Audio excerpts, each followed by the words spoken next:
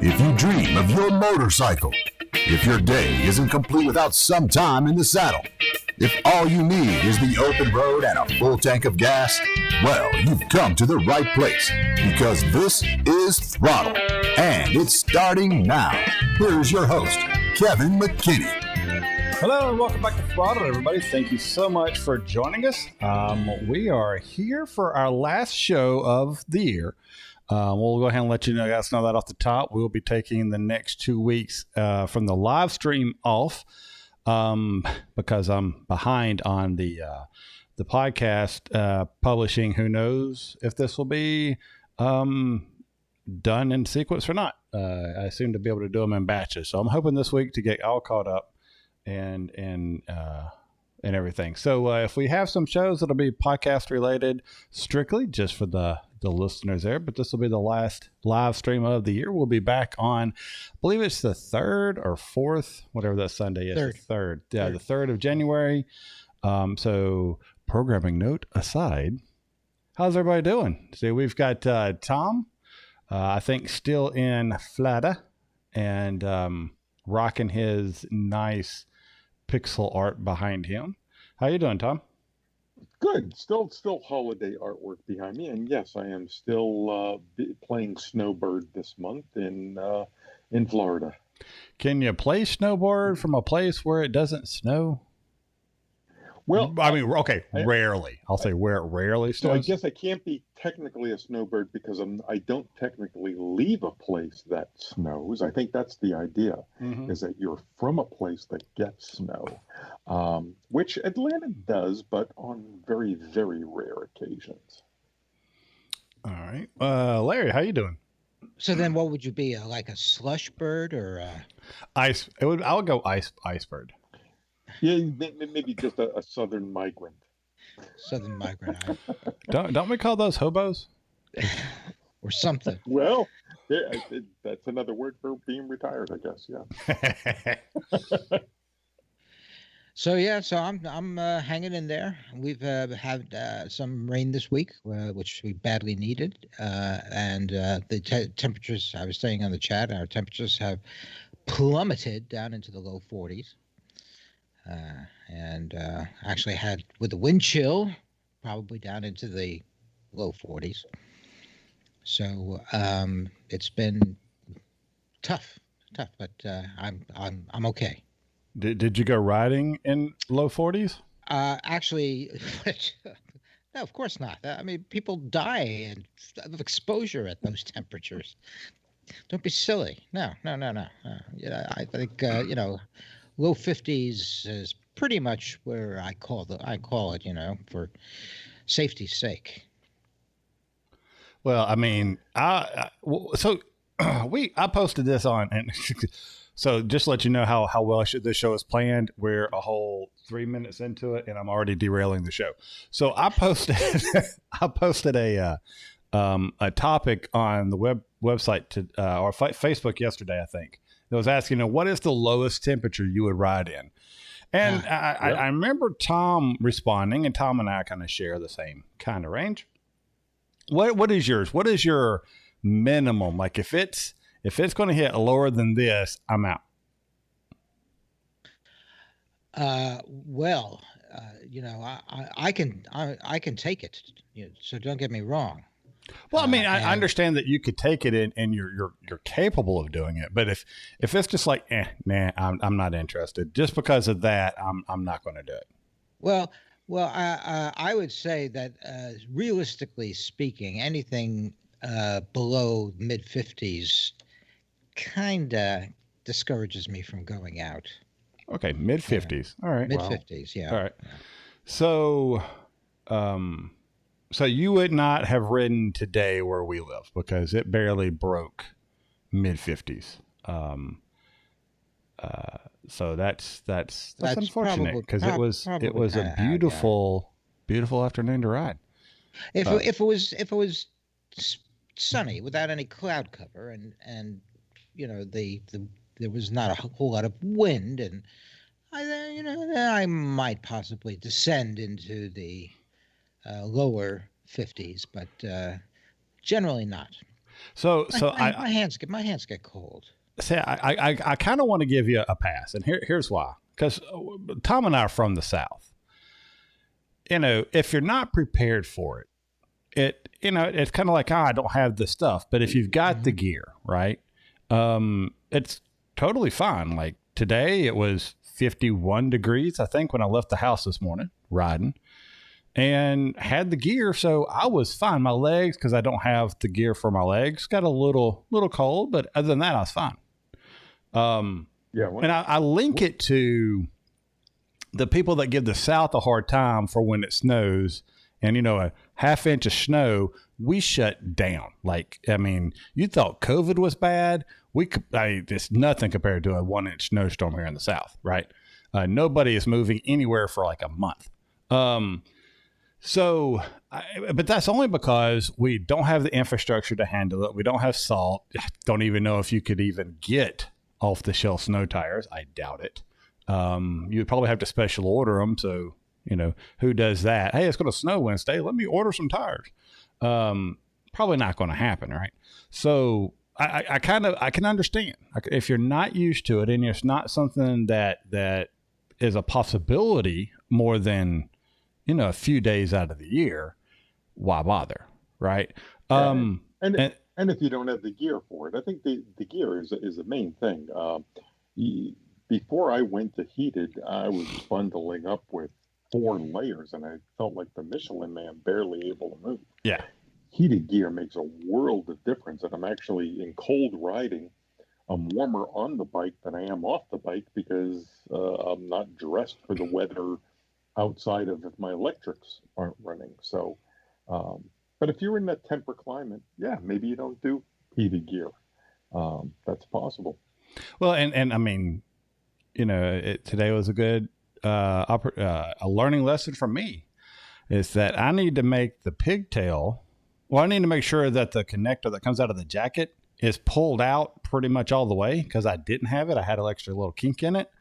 So during the ride, I did a ride up to, so we'll get into our riding, I guess. I did a ride up to my wife's side of the family for our Christmas.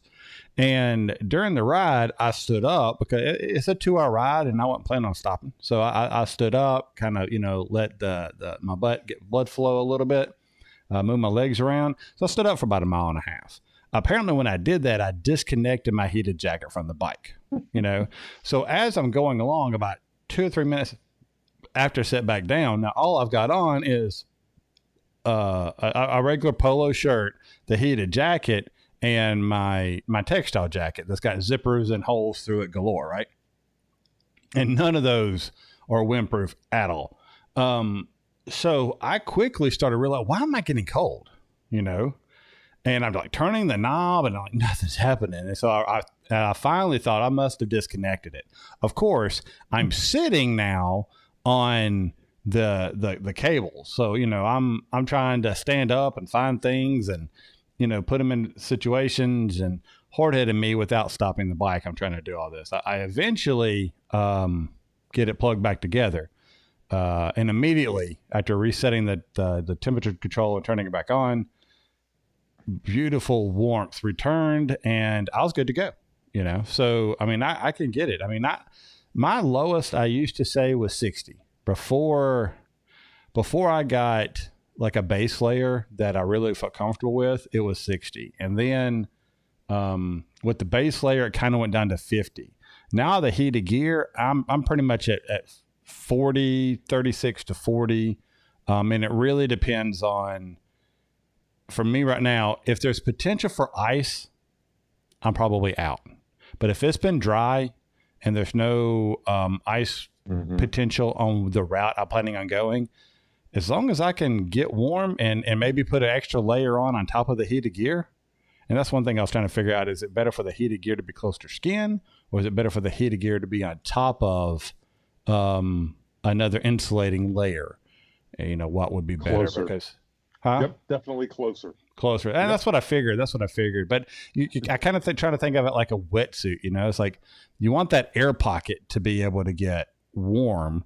And so where does that, depending on the type of material, if you're creating a better air pocket, then, it doesn't matter. Like I find now, so I always wear like just a technical long sleeve T-shirt underneath the heated gear, my heated jacket. Now that I'm wearing uh, the airbag vest that's under the jacket and kind of snug, I find my heated gear works better because it keeps it in closer to my body, and I've got another layer on top of it.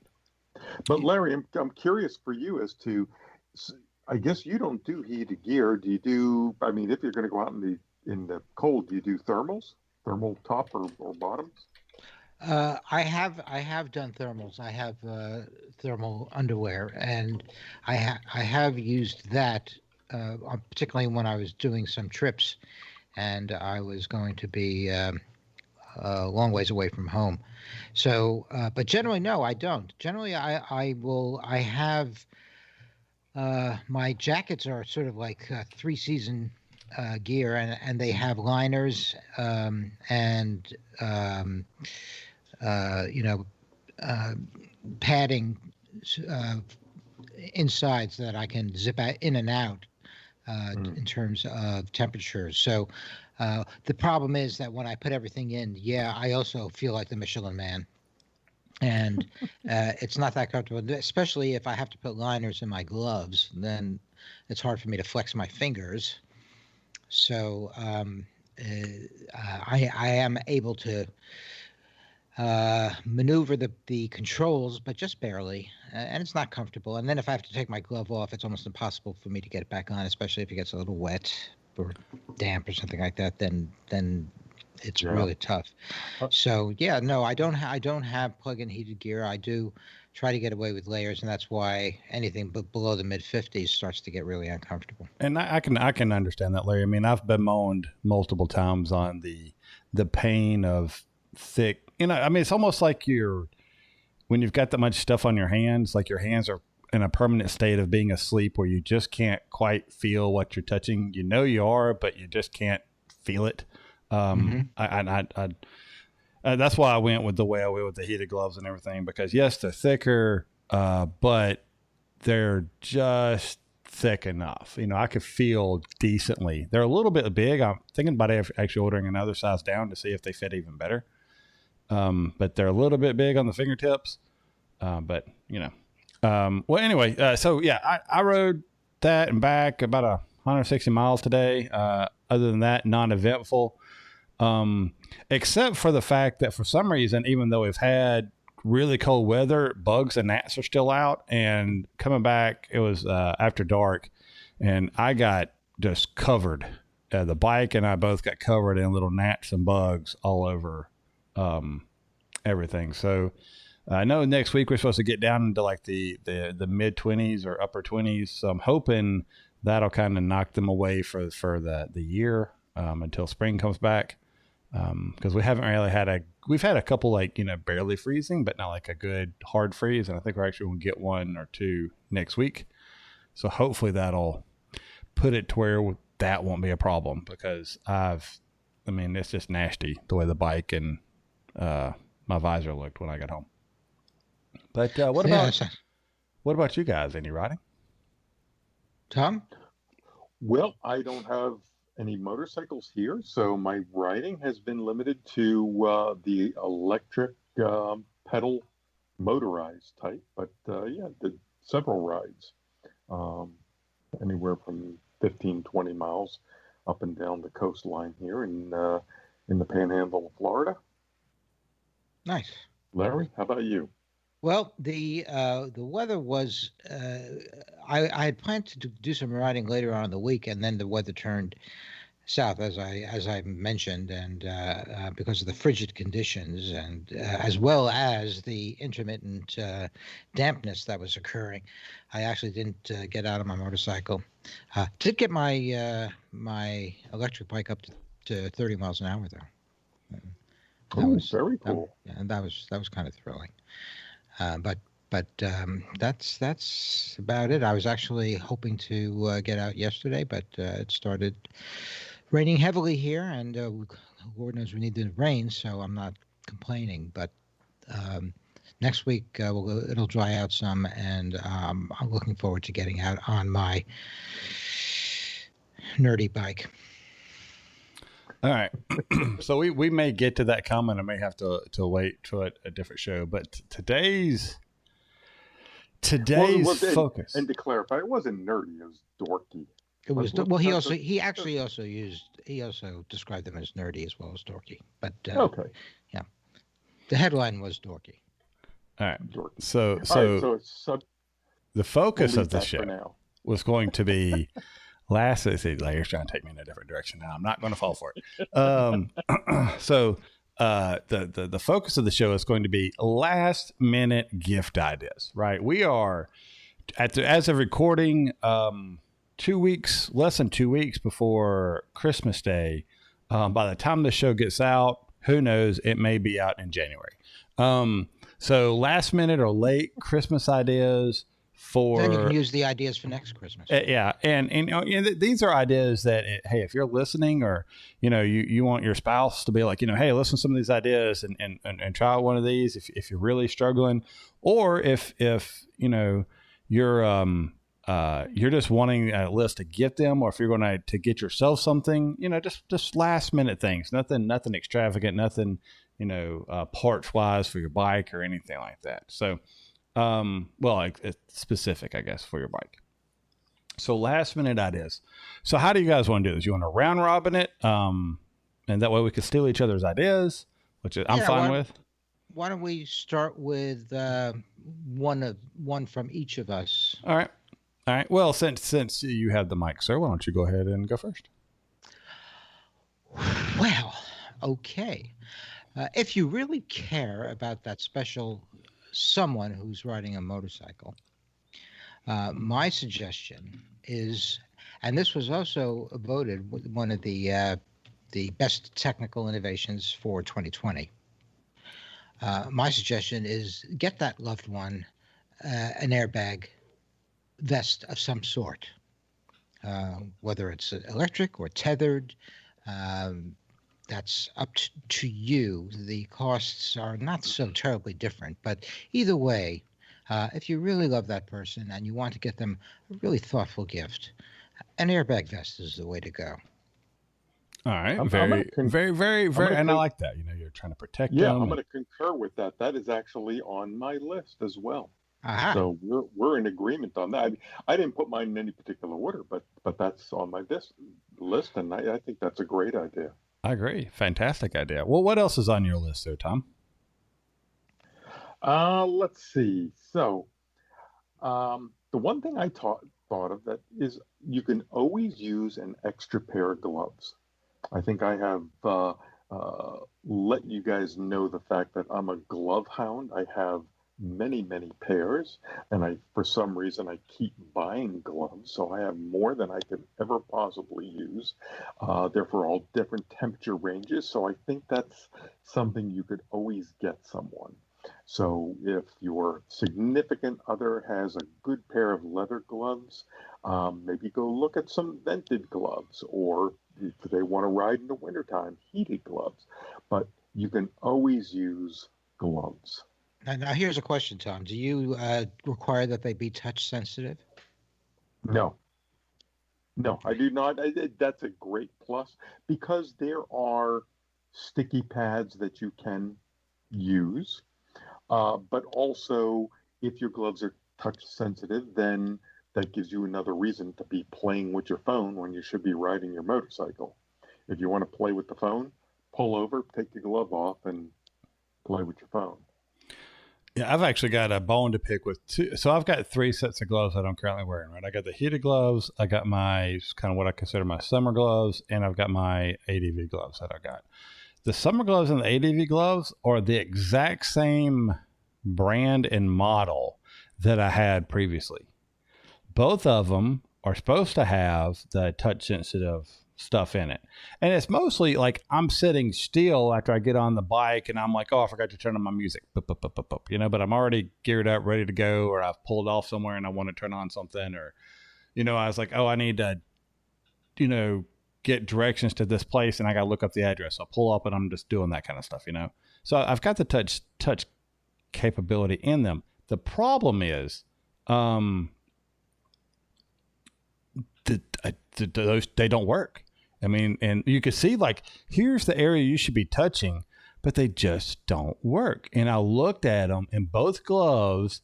The fingertips are sewn differently than they were the first time. The first time never had a problem out of them. This time they've slightly changed how the fingertips are sewn together, and it's created this ridge that you can't actually get the touchy part to hit the screen in one spot, and so it never works. You have to and the gloves actually fit, so there's not enough room to like bend it back and just get that one touch spot. It's extremely annoying. So read the reviews on how that touch stuff works for people, or if it takes time to break in. I'm hoping after they break in that it works a little bit more, but I don't know. I mean, I've got hours and hours in those ADV gloves, and they don't seem to work at all. So. Well, I've had mixed results. It's sometimes is kind of spotty, and I have to disagree with you, Tom. I think that if I want to text while I'm riding my motorcycle, it's a lot more dangerous for me to have to try to rip the glove off of my hand, hold the glove in my mouth, and then text rather than just be able to tap my phone with my touch-sensitive glove. Well, that's your problem. You're trying to hold it in your mouth. You got to rock back and kind of shove it underneath your leg. Exactly. That way you got it nice and secure. Your crotch. Yep. Yeah. So, but yeah, we in no way, we in no way, under advisement. We in no way endorse or give signal to texting while driving. So, just throwing that out there. All right. So, your turn, Kevin. My turn. All right. So mine is, and this is one that you don't have to have a specific date. You just say, hey, here's an IOU, find a training class of whatever type. You want an off-road class, you want an MSF advanced class, you want, a track day, or an intro to track day, or anything like that. Find a chance to better your riding skill. With whatever form or function that comes in. Just a IOU for you find a class, up to X amount, and you'll be able to do that and schedule that whenever you want to. There's no, strings attached or anything. Just you find what works for you. We'll make it work. No strings attached. Make yourself a better rider. So that's going to be mine. Nice. Yep. I'll concur with that. Another one. You guys are stealing right off my list. I had that on the list as well. I just said, a training gift certificate. Invest in yourself, or your loved one should invest in you, or if you're giving it, then in your significant other, it's see if you can find a 2-for-1 deal and go do a training class together.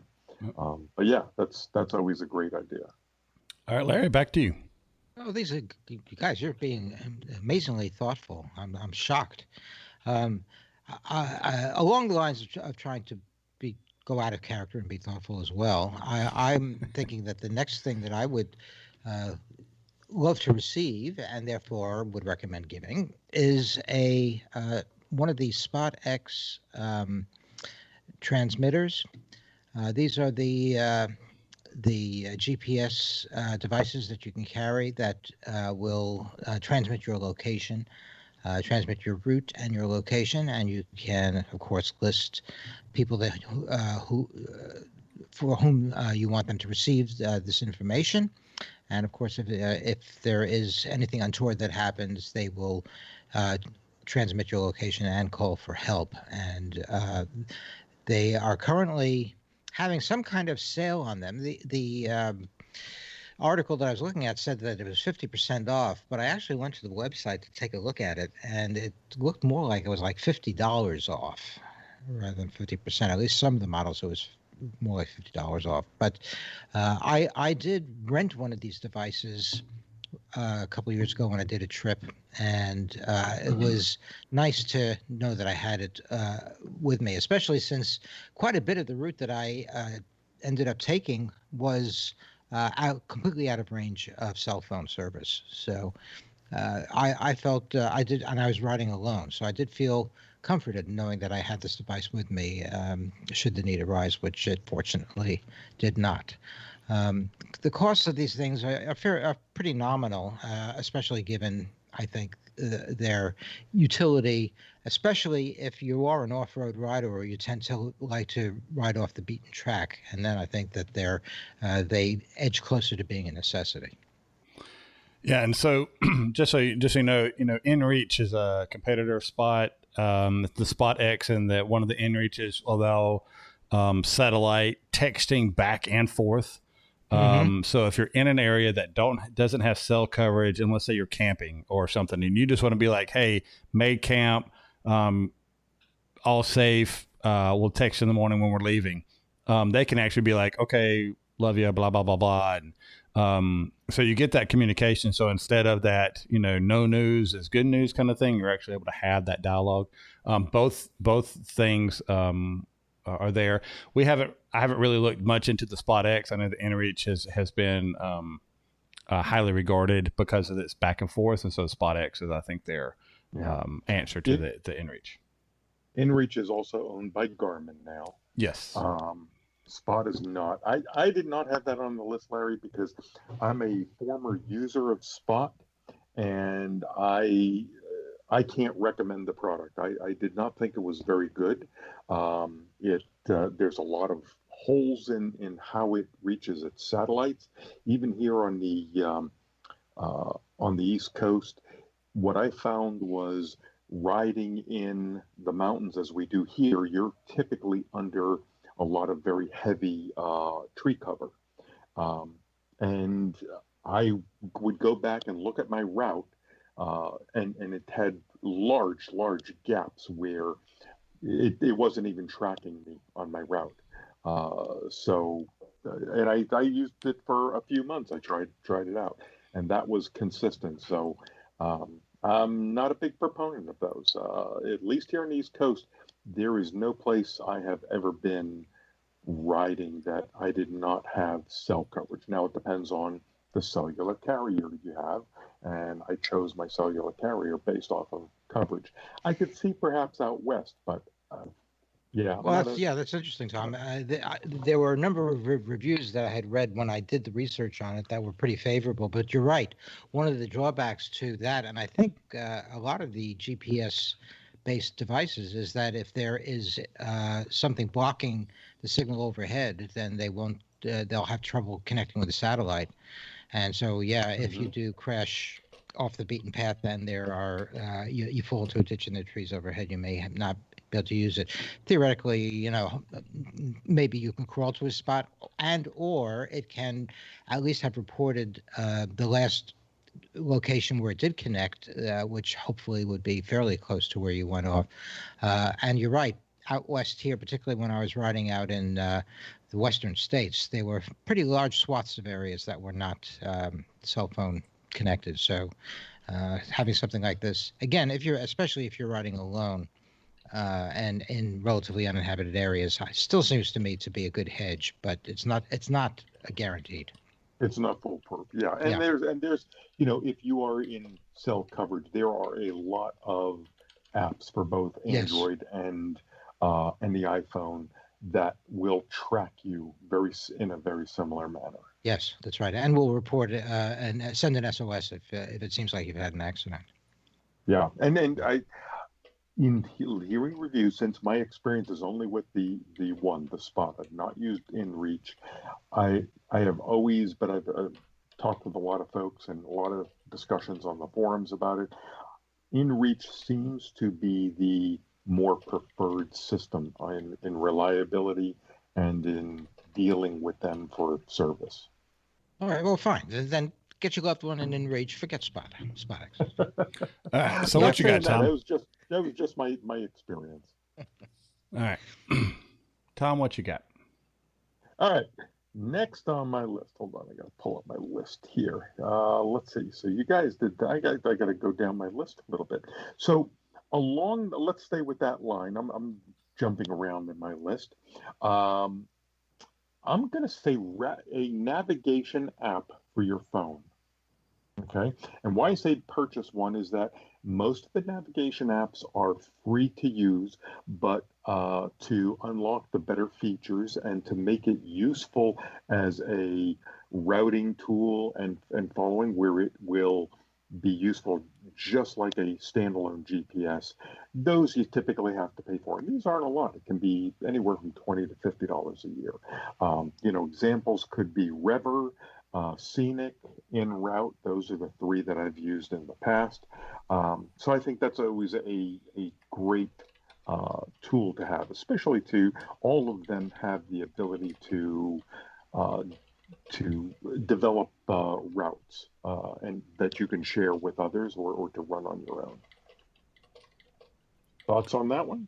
If you had if you had to give one recommendation, like this app is the one that you personally use and you would not really necessarily recommend, it's just the one that you've chosen to use for right now, because we all know we change from time to time. What would it be? I've used all three of these in the past. The one that I currently just upped for 21 is Rever.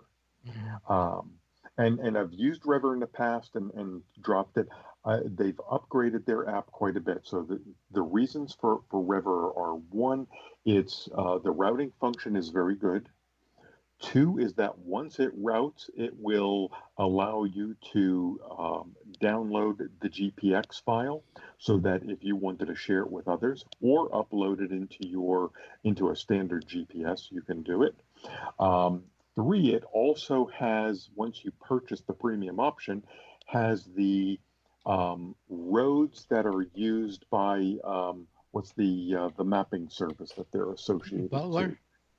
Butler Maps. Yep. Yeah. So all of the scales of quality of roads that Butler has are now available. Oh, yeah, that's good. Did he freeze? I think he froze. Now. Oh. Yeah. All right. So he's back. All right. Yeah. And so, I'll tell you this, Rever is the one that I use for streets, and I'm going to try the Gia, GIA. Once I get back and able to do off-road stuff, I want to try that one for some off-road tracking. I've got a couple of other ones that I toyed with last year. They're actually more of like hiking or mountain biking apps, but they do a nice little, topograph kind of, map, rewind and integrate pictures and stuff like that you've done during your off-road riding. So I'm going to be playing with both of those next time. So anyway, now, was it Rever that also offered it as a part of the deluxe package, the SOS option that it could detect if you no, that was the one we used for the first motorcycle podcast was Challenge, whatever that app is. That's the one that had the SOS. They have an SOS where I think you got to hit a button and you got to do that, but the automatic SOS was in that other app. Right. That I don't think any of us were really impressed with when we got done with that. Right. I can't find it either, but okay. All right, I was just curious. Well, that's a good suggestion. Yeah. So Rodney had mentioned that he thought a tire repair kit would be a good gift. Yeah, and that was actually going to be my next one. It's two-part because I've only got half of it, right? A tire repair kit and the tools to be able to potentially take your tire off the bike. So because most toolkits that come on the bike don't require what you need to take the tire off. So let's say you're on a trip and you get a puncture. Well, if it's just a puncture, you might be able to repair that while it's still on the bike, and you've got the pump, you've got what you need, right? And that to me is all part of the kit. The plugs to get you going, the cement, tube if you need to, if you've got a tube tire and you need a tube, a pump to pump it up. But there may be a situation to where you really get a gash and you're not able to repair that, and you need to take that tire off and take it someplace, which may be cheaper to do than, taking the bike someplace. Or you need to take it off and bang the rim out or whatever the case may be if you're off-road or whatever. Who knows, right? But having those tools to be able to take that tire off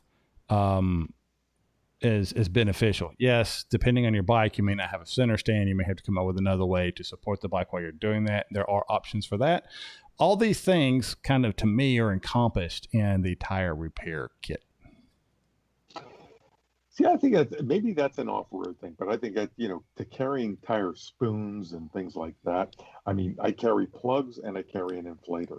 If it gets to that point, well, then the primary tools in your toolkit are, cell phone and the credit card. Get a tow. Yeah, I mean that's true. And if to give split hairs more ammunition against the BMW guys on the podcast, that's always an option. And with BMWs, depending on what level of service you have, you get their roadside assistance to where you just make a phone call and they're like, "Oh yes, love it. We'll be there just a minute to pick you up." But so, well, let's dovetail in. Let's add that to the list. You should purchase for someone some type of roadside assistance service. I was going to mention and there are several out there that you can purchase, whether it's AAA, Good Sam. Hey, go buy or join the AMA, and you can get roadside assistance through the AMA. So there's one. Let's say Lloyd, and Lloyd just put in a BMW helicopter comes to help you out. They do, but the first thing they do, though, is they stop at the Starbucks on the way to make sure that once you're back on the helicopter, you're pampered with, at least some caffeine to put you over your ordeal. They hoist you up with just freshly made down pillows.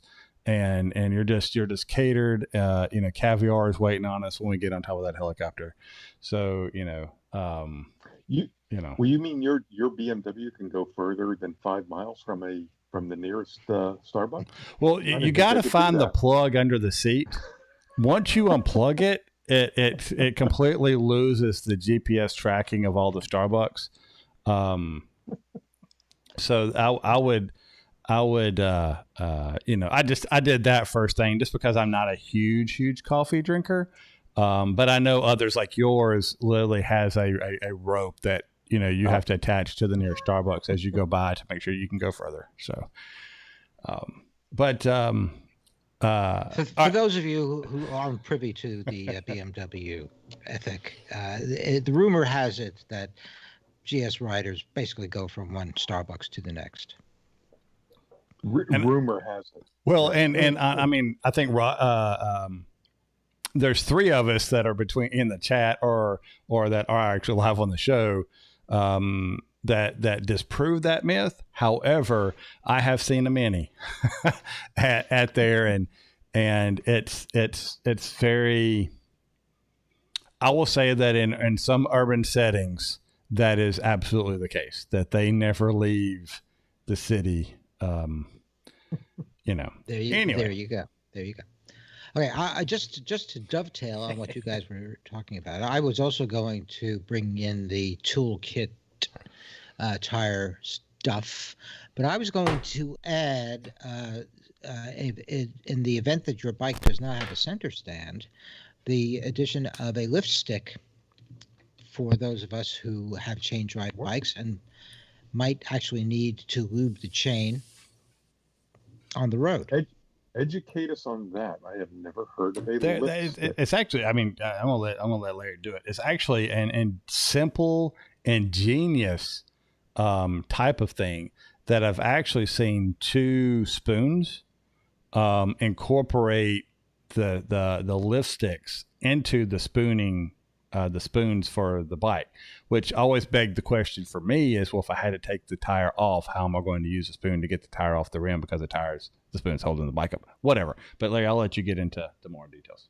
Right. Well, I don't have the answer to that, but the lift stick is basically a device which is a support. It's a monopod support that you wedge under the swing arm on the bike if you have a single, or one of the dual if you have a dual swing arm, and you then twist a screw on it, and it actually levers the swing arm up and elevates the rear tire off of the ground so that you can actually rotate it freely. Okay, I And, just pulled it and up on the internet. I see yeah, what you're talking about. and that allows you to rotate the tire and then get access to easily cleaning and oiling the chain while the bike is on the stand. If you have a center stand, then you don't need this, but those of us who do not, and in my case, the bike actually can't take a center stand. So this is I've been using this, and it's quite handy. It's also pretty compact, and I have thought about taking it if I was going to do an extended trip, about taking one along so that I could periodically clean and lube the chain while on the trip. They're relatively inexpensive. They do work pretty darn well, and that is a handy dandy thing to have, either to use in the garage if you don't have a lift and a center stand, as I said, or on the road, regardless. All right, what you got, Tom? Good idea, by the way, Larry. I appreciate that. Thank you. The other one that I just thought of as we were talking, and I didn't have this on my list until just now, is we talked about roadside assistance, and I mentioned it, but if your significant other does not already belong, go get them a subscription to, or have them join the AMA. For those that may not know, AMA, American Motorcycle Association. And if you join them and sign up for auto renewals, i.e., you give them a credit card and all, it's $49 a year, you do get roadside assistance with that. And that roadside assistance will cover you, your cars, and anybody that's in your household. And my son has used it on a couple of times, and it works really well. Hmm. So What thoughts is on what is the towing range for the insurance? Do you know how far will they tow your bike? I don't know. It could be 50 to 100 miles, I think, somewhere in that range. Because along those lines, I was going to say that the other option is I have AAA, and with their premium insurance, which I think is only about $40 or $50 a year, they also include the towing for a motorcycle, and it's a 200 mile range. Yeah. The only thing I found with AAA is that they're not in. At least this was a few years ago. They weren't in all 50 states. So it wasn't nationwide where the AMA is.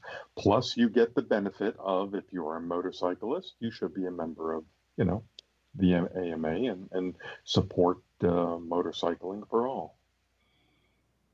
And you got to watch out about AAA, because the people that they send out, not that all the other ones do, but I've heard horror stories about them trying to put a bike on the back of their trucks and just destroying the bike, trying to get it on the truck. Just being idiots and everything. So I think they all use contracted services, so I think that's, you got to watch that no matter who. Yes, it's the luck of the contractor. Yeah, don't be afraid to tell them, no, you're not doing it right. Let me help. Yeah. Let me tell you. Let me show you a thing or two. But I can say that I've used AAA a couple of times, and both times it was very competently done. Awesome. That's great. Yeah. That's actually good enough. Let's see. I'm trying to remember what I had them on, because some people aren't smart enough to write it down. What was it? I had one earlier. It just popped in my head that was pertinent to what everything's going on. So, all right, and I'm going to throw this out. It didn't count as mine. I want to give you another one after this, but obviously, gift cards or something like that to your favorite source of Farkles or equipment or whatever, that goes without saying. So we'll just throw that one out there so it's been said. I honestly, I think and this doesn't have to be, monetary. It's a weekend pass and a just like we did with the training earlier, you schedule it. It's like, hey, I want to give you a trip. So you take a trip, a riding trip, no strings attached to wherever you want to go, right? If you want to go meet with the Loud Pipes guys on their next thing, take off, right? You got the whole weekend. If you want to I was head thinking up more and, like Austria, perhaps. no, I'm talking about, well, I mean, So, if so this is no budget fair. I had that specific, because if my wife came in and told me, hey, no strings attached, and I wasn't about to potentially lose my job, I'd be like, hey, here we go, Scotland, Ireland, I'm on my way. So this isn't a let me give my significant other a pass weekend. It's not. No. This is We're strictly talking about going on a motorcycle strip. This is strictly motorcycle trip related. All marital responsibilities are intact during this trip. Jeez. Yeah. Do I need to talk to your wife? Is there something that we need to know about here? What you said, anything goes. Just go out on a trip. No, that's okay. So thank you for bringing that up. That's not what I meant. so yeah, let's put some caveats on that. Yeah. But so that's kind of the thing there. So just hey, go have fun on your bike responsibly do things that I would approve of. So that would be a good one. And I'll say, including your significant others in it in a way that allows them to be part of it, but not in the way of it. Kind of what I did with my family last year. That's why I thought about this. Is it worked out great. I went to the Loud Pipes meetup with those guys at Teleco Plains. My wife and kids came along, did their own thing the entire trip. They never got. We were never conflicted for my time. But then after that, I was able to incorporate some time with them before we came back at a place right down the road. So, it worked out great for us. And probably was one, we've talked about it. That's probably one of the better vacations we've had because everybody got to do what they wanted to, except for the kids, but who cares about them? But actually, no, they enjoyed going out and doing some things with my wife, and then us doing things as a family afterwards. So, it was a win-win for everybody, except for the Loud Pipes guys and everybody that showed up at the meetup that had put up with me. So, all right, who's next? Larry, you're next. Okay, well, again, to kind of extend the idea that we were talking about in terms of supplies to take on a trip. The other things that I have brought with me on trips have been the miniaturized pumps, electric pumps for the tires, along with the tire repair kit. It would be nice to be able to pump the tire back up once you repair it. And the jump starter batteries, you can get these small, relatively small ones that are good for a couple of jump starts.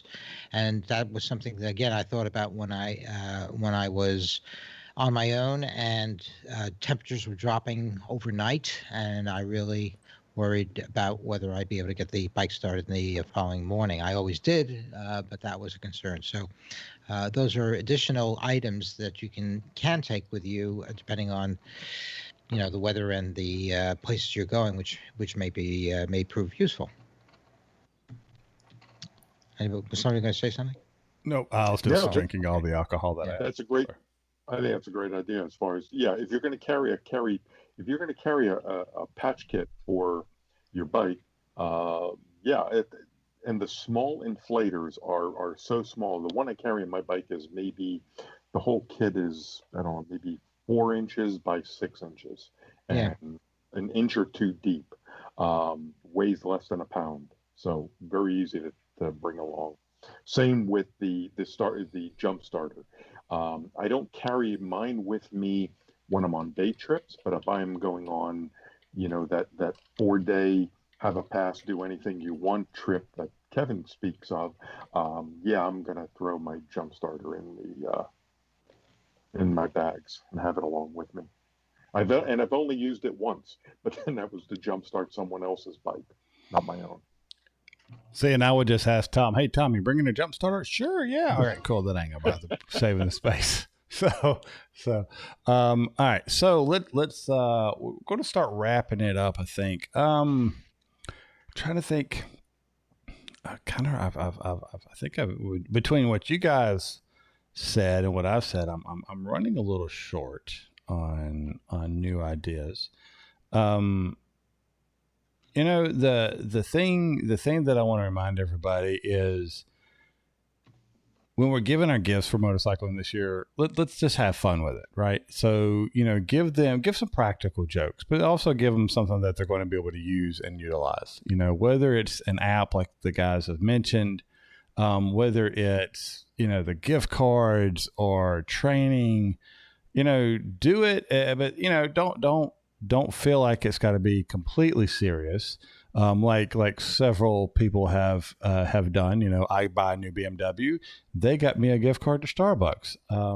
Thoughtful gift, and I appreciate it. It just shows that the playfulness exists. So just have fun with it and keep it rolling. Now I'm trying to think of another gift idea, and what do you guys have? Because I'm running short on my mind here, because I had like a long list earlier, but between what you guys have run through, I can't think of anything else top of my head. I have one that I what you got about. So I don't know if you guys saw it, but on one of the gifts lists that I looked at, they talked about a Leatherman wristband toolkit. Okay. This is actually a wristband that breaks apart, that you can have, different size wrenches and stuff. That I'm asking the question. First of all, is this thing of any practical value? And second, even if it was, would you really wear it? I'd put it where my other toolkit would be. I mean, that's the thing, is I'm not going to. I guess if I was going camping and they had like a camping version that had more camping tools in it, and it was compact and stuff, but I'd throw it in whatever luggage I'm wearing. I don't think I would wear it around my wrist because.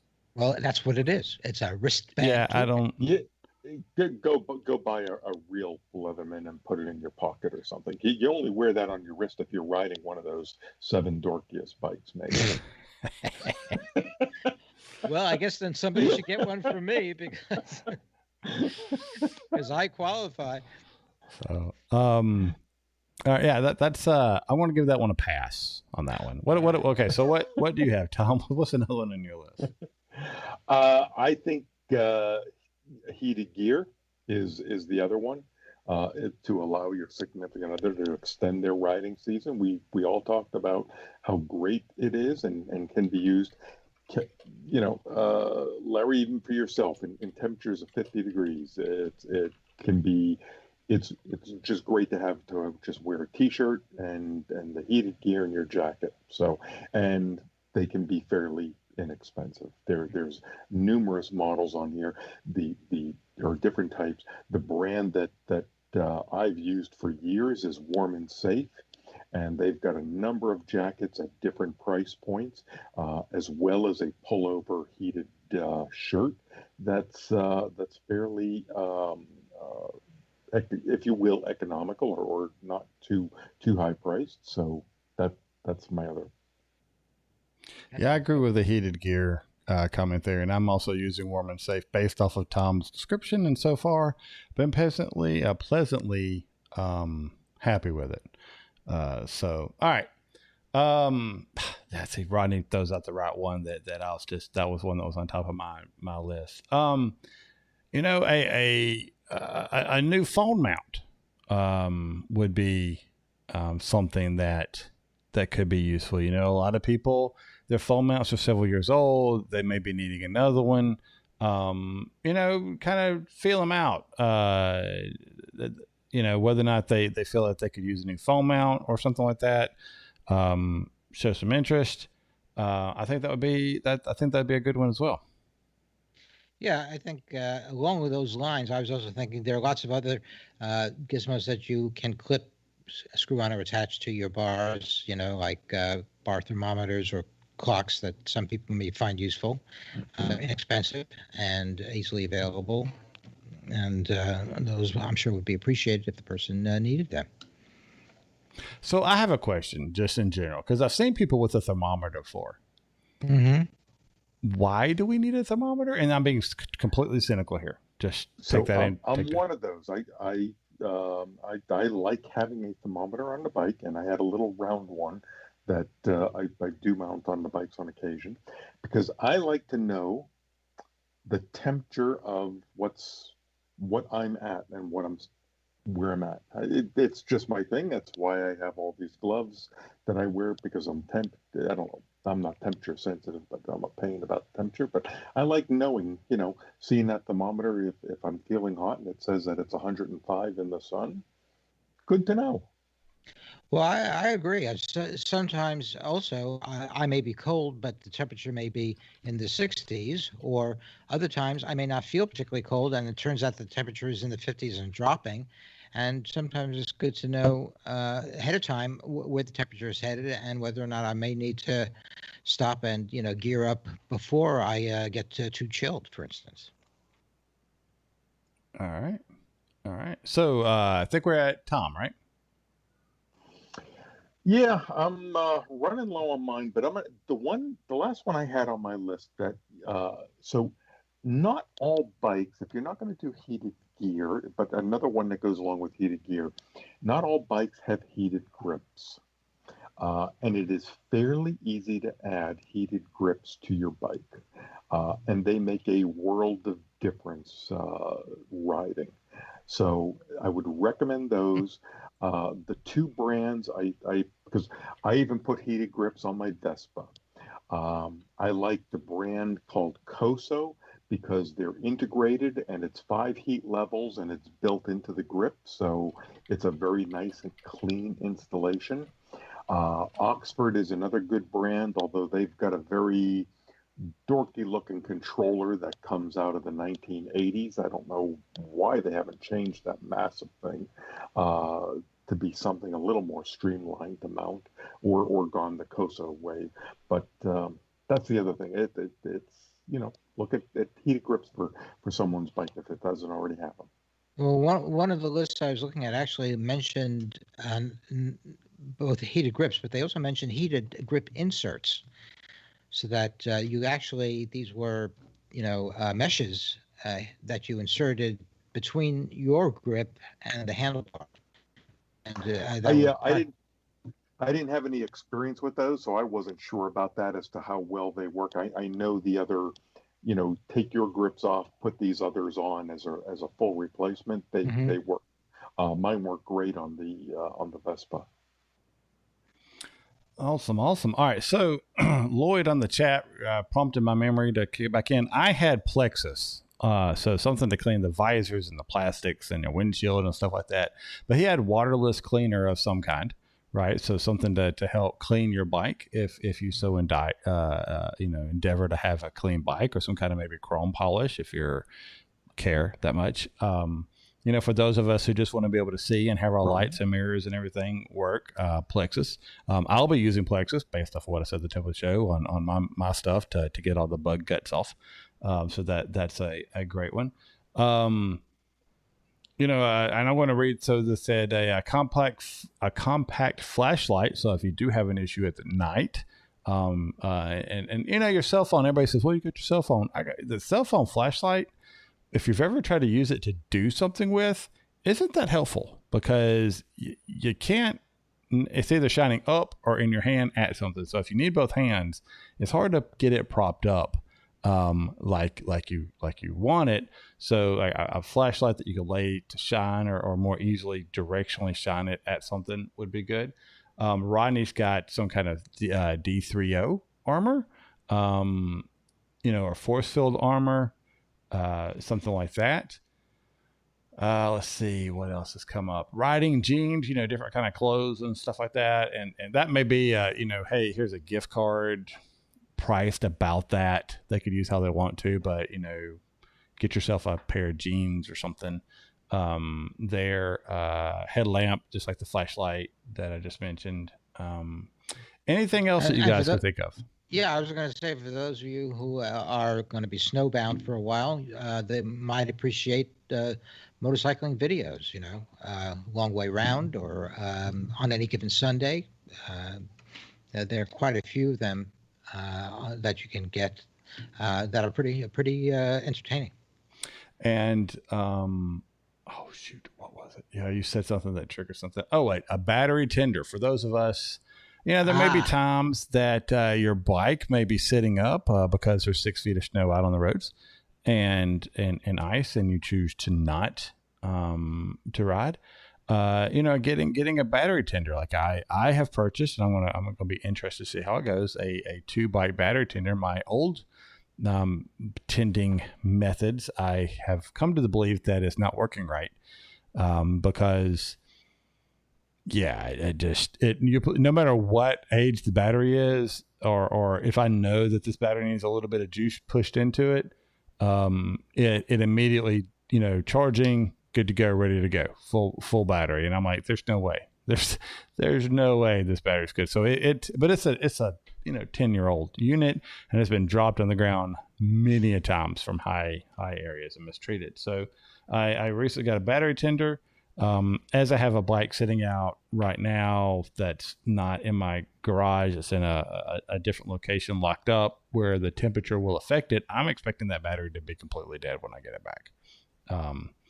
So once I can get that bike back, we'll hook it up. I doubt anything happens. Maybe it's got a little bit of juice to where it can come back. I'm very not. I don't believe it will, because it was kind of low on the old amps there. Anyway, we'll see how it goes. To extend battery life, yeah. Yeah. But yeah, battery tender, and that's something that's going to last for a while if treated properly, and it's going to help save other costs. They're well worth their investment. So absolutely, and everything. This is, and Lloyd just put one in here that I think is fantastic. Subscriptions to racing series to where you can watch the races online, whatever classification or Rodney actually had it up a couple of Lloyd said, yeah, good one, Rodney. So, and Larry, I'm surprised you didn't mention this, for Paddock, as far as to be able to watch all the racing. Good point. No, that would be a terrific gift. And additionally to that, I would also highly recommend subscriptions to motorcycling magazines. While they last, get them. Yeah. Get them while they last. So, all right. So, guys, we have spent a good 30 minutes, if not more, just trying to give you guys a lot of ideas to let your significant other listen to this show and figure out what they would like to give you, or maybe give you some ideas to ask for some things, because you probably already had a list, but maybe now with COVID, it's not the year to get the big expensive item, maybe some smaller items that you're less like, oh yeah, I've always kind of wanted one of these. Here you go. Right. So here's your list of things to give. And I guess we're going to go ahead and wrap it up. That's going to kind of do it for 2020. Trust me, I'm not sad to see this year go. I'm really not. I realize on January 1st, all the world's problems are not going to end overnight, but 2020 is coming to a close. And so hopefully there's new optimism for what 2021 may bring. With that, I'm going to let you guys, how do you want to sign off? I think, let's see. Tom, why don't you sign off for us first? Yeah, and I say good riddance to 2020. 21 can only improve from here, and lots of good things going on. Hold on. We never did really see the killer hornet, whatever they were called, infestation take over America like they were suggesting, right? We kind of skipped right past that and all the things. They're still finding them up in Washington. Yeah. So we had enough bad stuff for 2020. I don't think we needed to pile on. So here's looking up for 21 and all the wonderful things that it will bring. The one other thing I wanted to mention, I forgot to mention this earlier. So one of my new things that I'm doing is I'm volunteering in 2021, or starting in 2021. So I mentioned and touted as far as joining the AMA. I've actually been appointed to the AMA's Recreational Riding Commission for a 2-year post that'll run 21 and 22. So don't know exactly what that entails. First meeting happens in January, and basically what I know of the commission is that they have 2 or 3 recreational commissions that help the AMA and guide and make suggestions on how to grow the riding community and be part of the riding community. So that's something Nice. Coming new for me next year. Oh, good for you, Tom. Thank you for doing that. Yeah. Yep. So that's a volunteer thing that'll start next month. So as far as then my sign off is to all of you, take a look at the AMA. If that you feel that fits in, goes in right in line with some of the gifts we said. And everybody have a good rest of the of 2020. Whenever this show gets out, hopefully it'll get out before the end of 2020, and that 2021 brings all new and good things. Larry? All right. Right. Larry, what about Larry, you? I'm Larry. Thanks, Tom. Appreciate your sentiments, and I echo them. I'm happy to have made it through 2020 so far unscathed. And I am also looking forward to next year being onward and upward. And so, again, to everybody, have a wonderful, the best holiday that you can have. Have a healthy and safe one above all. And we'll see you in the new year. All right. And to wrap up some of the gift giving suggestions from the crew on the live stream, we've got a set of funnels or some long funnels for the shade tree mechanic. We've got a telescoping handle, and Rodney warns us that there's always the fear that 2021 may say hold my beer. So hopefully that doesn't come to pass, that somebody smacks it before it gets a chance to complete the sentence. But we'll have to just wait and see. But, going out, volunteering, 2020 has been so crappy. We've been so locked in. We've been so distant from other. I think Tom's idea of getting out there and volunteering, whether it's with the AMA, your local charities, your local strips, racing, anything you can do to volunteer, especially since this is a motorcycle related show, to help out with the motorcycle community would be awesome, to try to get us back to whatever post pandemic looks like. Hopefully more like it did pre-pandemic would be awesome. Get back to normalization there would be great. As far as I go, I'm going to say a Merry Christmas, Happy Holidays, Happy New Year to everybody. I really hope I get the show out before January 1st. My goal is to get it out before Christmas, to where it actually means something, that if you need to get a last minute gift, you have a chance to get down to your local shop or local whatever to get it going or everything. So I'll be working hard to try to do that. But life happens, right? So you guys have a great end of the year. Have a great beginning to next year. We'll see you all in 2021. Be safe, ride safe, get out there and ride, and whatever you do, be kind to each other. All right, guys. We'll see you later. All right, everybody in the live stream, as always, you are awesome. Absolutely awesome. I really appreciate you guys helping out and contributing to the show as much as you did. I can't come in enough. A little bit fewer of you tonight, but who cares? We had a good time, right? So thank you so much for being here. And my message goes out to all of you as well. Get out there and ride. If you're not riding, enjoy the people you enjoy being with. Go visit them. If you can't visit them, Zoom them, Skype them, whatever you need to do. Keep the positivity rolling towards the end of the year. Let's start 2021 on a positive note. Take care of each other, love each other, and we really appreciate you. You don't know how much you guys specifically mean to us. You're always here, and look, we probably wouldn't be doing the show if it wasn't for your continued support and you guys wanting to be here. We'll see you in 2021. If you need anything, let me know. I want to try to be active on Facebook during the 2-week break just to post some questions from time to time, just like I did the other day. And so we'll see you then. Outside of that, everybody that's tuning in after the live show, have a great holidays. Merry Christmas. Happy New Year.